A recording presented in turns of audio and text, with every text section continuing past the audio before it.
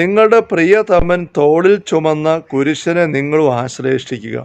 ഈശോയെ നോക്കണം. ഈശോയെ നോക്കിയിട്ട് ഈശോ കുരിശിൻ്റെ വഴിയെ നീങ്ങണം. ഫൗസ്റ്റീനിയോട് സൂചിപ്പിച്ചതായ സംഭവത്തിൽ ഈശോ അവസാനം പ്രത്യക്ഷപ്പെടുന്നത് കുരിശിൽ കിടന്ന് വേദനിക്കുന്ന അവസ്ഥയിലാണ്.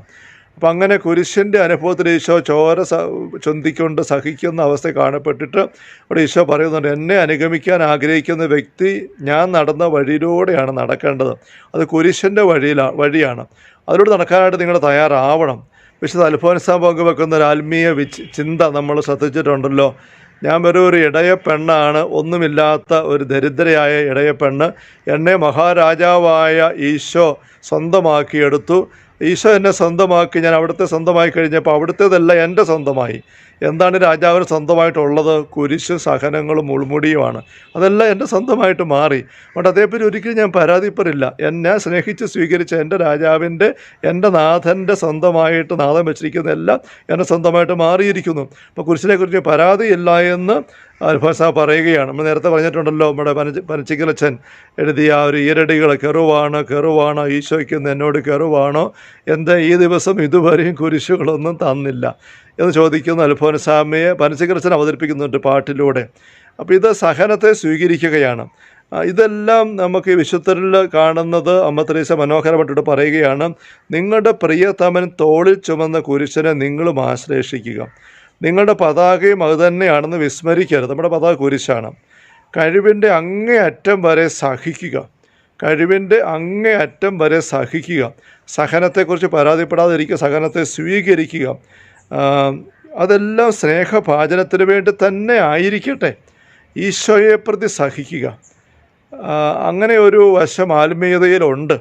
ഇന്ന് നമ്മുടെ ആത്മീയ കാഴ്ചപ്പാടുകളും ശൈലികളും എല്ലാം എന്തുമാത്രം അധപ്പതിച്ച് പോയിട്ടുണ്ട് എന്ന് ഈ ഒരു വാക്കുകളൊക്കെ വ്യക്തമാക്കുന്നുണ്ട്. നമ്മൾ ധ്യാനിക്കാനും പ്രാർത്ഥിക്കാനും പോകുന്നതൊക്കെ നമ്മുടെ കുരിശുകളെ, സഹനങ്ങളെ ഒഴിവാക്കിയെടുക്കാൻ വേണ്ടിയിട്ടാണ്. രോഗശാന്തി കിട്ടാനും തടസ്സങ്ങൾ നീങ്ങാനും വേണ്ടി മാത്രമായിട്ട് ധ്യാനിക്കാനും പ്രാർത്ഥിക്കാനും പോകുന്നു. അത് നടക്കാതെ വരുമ്പോൾ അസ്വസ്ഥപ്പെടും. നടക്കുന്നവരം വരെ നമ്മൾ വീണ്ടും അവിടെ ഇവിടെ എല്ലാം ഓടിപ്പാഞ്ഞു പോകുന്നു.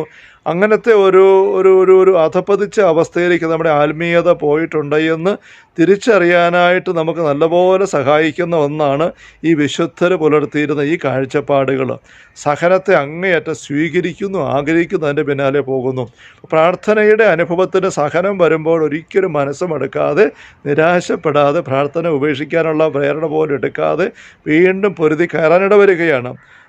പ്രഭാഷകൻ്റെ പുസ്തകം 2-ാമത്തെ അധ്യായത്തിൽ 1 മുതൽ 5 വരെയുള്ള വാക്യങ്ങളിൽ, നീ കർത്തൃസേവയ്ക്ക് ഒരുങ്ങുന്നുവെങ്കിൽ പ്രലോഭനങ്ങളെ, സഹനങ്ങളെ അഭിമുഖീകരിക്കാനും സ്വീകരിക്കാനും ഒരുങ്ങിയിരിക്കുക എന്നുള്ള വചനം നമ്മൾ വായിക്കുന്നുള്ള ഒരു മുന്നറിയിപ്പ്.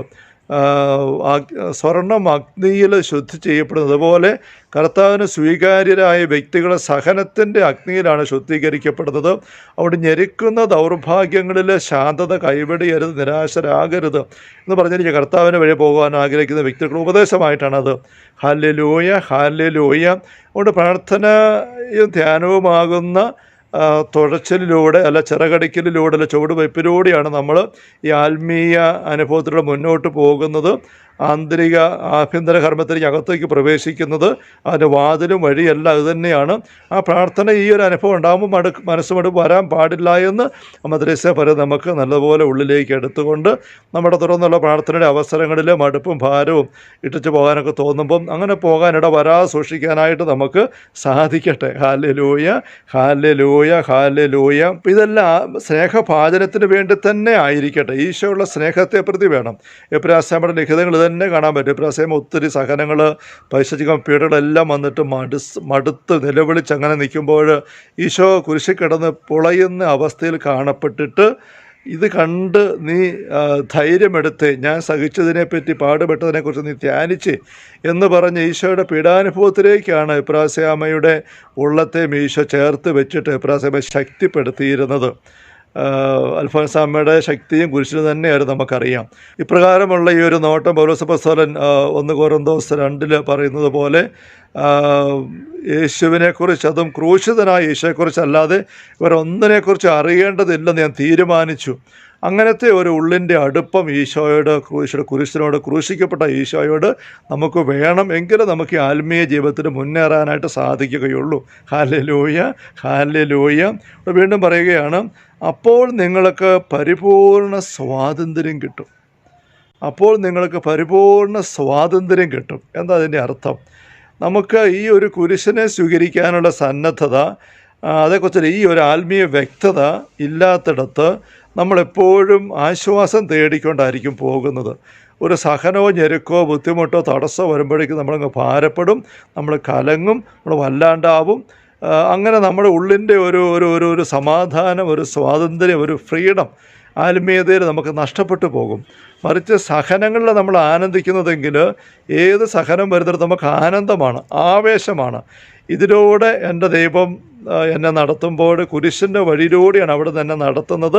ഞാൻ ഈശോയ്ക്ക് അനുരൂപനായിട്ട് തീരുകയാണ്. അങ്ങനെ ചിന്ത വരുന്നതുകൊണ്ട് ഒരിക്കലും നമ്മുടെ ഉള്ളിൻ്റെ ആ ഒരു സ്വാതന്ത്ര്യം നഷ്ടപ്പെട്ടു പോകുന്നില്ല. നമ്മൾ ഭാരപ്പെട്ട് ഞെരുങ്ങിയും അല്ലെങ്കിൽ ഒരു തടസ്സപ്പെട്ട അവസ്ഥയിൽ, ബന്ധിക്കപ്പെട്ട അവസ്ഥയിൽ, കെട്ടപ്പെട്ട അവസ്ഥയിൽ ദുഃഖം കൊണ്ടും കലക്കം കൊണ്ടും നിരാശ കൊണ്ടും നമ്മൾ അങ്ങനെ പെട്ടുപോകുന്നില്ല. നമ്മളതിനപ്പുറം അതുകൊണ്ട് അൽഫോൻസാമ്മയൊക്കെ എന്തൊരു ഫ്രീ ആയിരുന്നു. സഹനവും ഞെരുക്കവും വരുമ്പോൾ പാട്ട് പാടിക്കൊണ്ട് അങ്ങനെ.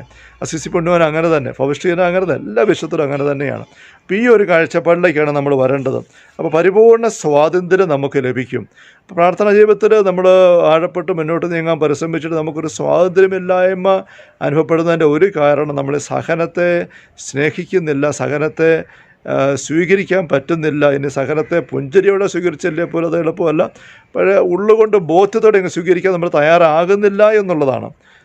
മറ്റ് സിദ്ധികളെല്ലാം അപ്രധാനമെന്ന് വേണം ഗണിക്കുവാൻ. മറ്റ് സിദ്ധികൾ എന്തുമായിക്കോട്ടെ, വരദാനങ്ങളും ആത്മീയ അനുഭൂതികളും ദർശനങ്ങളും ഉൾക്കാഴ്ചകളും ഉൾപ്രേരണകളോ വെളിപാടുകളോ ഇതൊക്കെ എന്തുമായിക്കോട്ടെ, അതൊന്നും ഒരു പ്രാധാന്യം കൊടുക്കേണ്ട, അത് അപ്രധാനമെന്ന് വേണം കരുതാൻ.